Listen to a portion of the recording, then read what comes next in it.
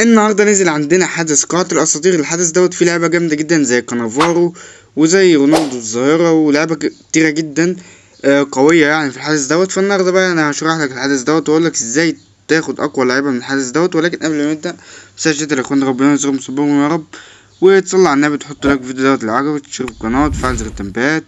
ويلا بينا نخش على الشرح.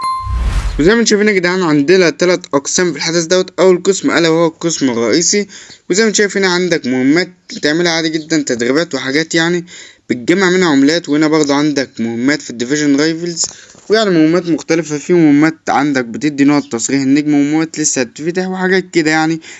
الخلاصة انك هتعمل المهمات ديت عادي جدا وتاخد العملات، والعملات ديت طبعا اكيد لها فايدة. وانا اقول لك الفايدة بتاعتها دلوقتي في القسم التاني اللي هو في قسم مجموعة الايقونة يا جدعان.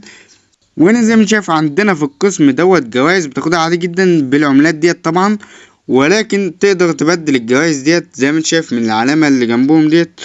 هتقدر تبدل الجوائز لو هي مش عاجباك، يعني اي جايزة هتبدلها هتدفع 10 نقط بس من النقط ديت، وهتاخد مثلا توكن كارلوس البرتو. طبعا يا جدعان ملحوظة مهمة، انت مش هتاخد اللاعب نفسه، دي مجرد زي توكن كده بتفتح لك حاجات. وهنا عندك باكج وشوية جوائز كده رايقة برضو يا جدعان. وهنا بقى عندك التوكن ديت طبعا قلنا عليها مش صورة برضو يا جدعان بالمناسبة، عشان ممكن الناس تفهمها انها صورة، لا هي توكن بس كده. هنا عندك مراكز بقى زي الاس تي والسي اف والكام والحاجات ديت. هنا بقى لما تخلص كل مركز هيزود لك الاوفر معين. زي ما انت شايف في حاجة اسمها اجمالي فريق اتش او ال. فلما الاجمالي دوت يا جدعان يوصل لليفل معين، لما يوصل لرقم معين هيفتح لك جوائز معينة زي ما انت شايف على حسب الاجمالي بتاعك، موجودة في الشريط اللي تحت دوت. لما مثلا اجمالي يوصل 35 زي ما انت شايف هتاخد نص مليون. عندك من 35 لحد 99 عندك هنا باكجات بقى و500 جوهرة وباكجات حلوة برضه يا جدعان بصراحة.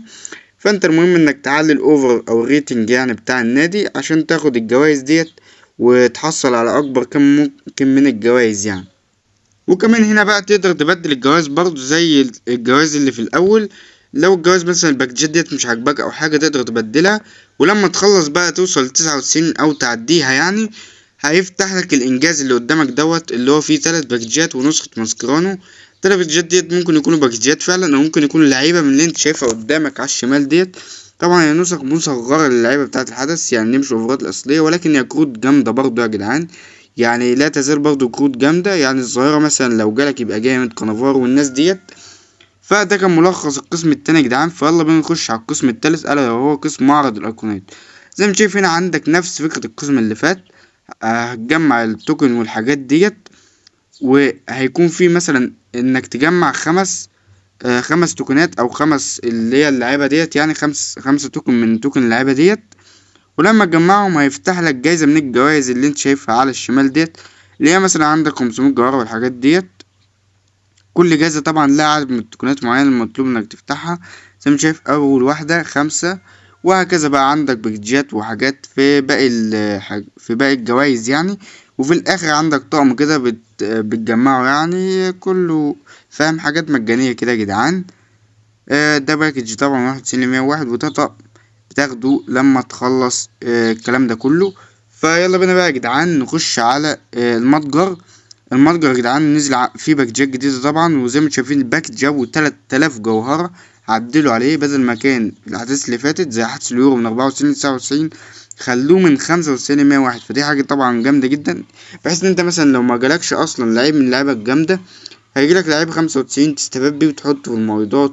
وممكن لو انت تشكيلتك مثلا مش اقوى حاجة برضو ممكن تحطه في تشكيلتك، لان الحدث يا جدعان مليان لعيبة ومليان لعيبة جامدة، فاهم، يعني مش حاطين لعيبة وخلاص. في لعيبة محطوطة كده وخلاص، فاهم، ولكن في لعيبة جامدة برضو. يعني زي ما شايف الصف اللي فوق ده جامد مثلا.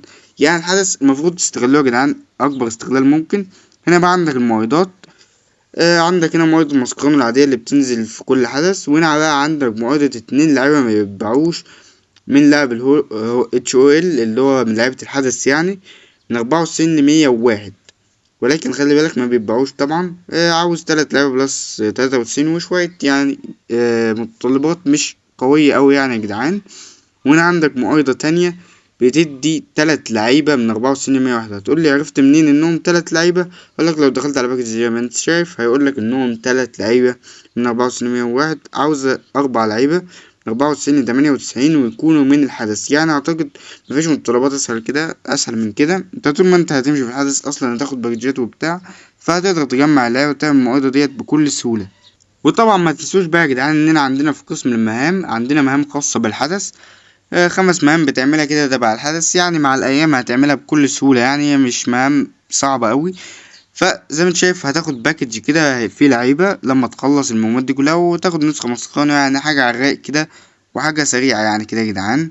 وزي ما شايفين بقى في قسم المقايضات بتاعة المتجر تقدر تبدل عملات اللي هي بتاعة تصريح النجم وبتاعة برضه حدث اليورو بالعملات اللي هي الخاصة بالحدث، وبرضه تقدر تبدلها بعملات اللي هي بتجمعها من الديفيجن وكده، تقدر تبدلها برضه بعملات الحدث. فده شيء اسطوري. نبدل معاك كده ال5 عملات دول، يعني ملهمش لازمة فاهم، فنبدلهم كده وخلاص. فلو انت مثلا اتزنقت في النقط باقيلك حاجات بسيطة وتجيب جايزة معينة مثلا، فتقدر تبدلها من هنا وتجيب الجايزة ديت بكل سهولة يعني. فبكده يا رجاله يكون خلص فيديو النهارده. اتمنى ان شاء الله يكون الشرح عجبكم ويكون فهمتوا كل حاجه. ولو في حاجه مثلا انا فوتها او انت ما فهمتهاش قول عليها في الكومنتات وان شاء الله هشرحها لك وهتفهمها.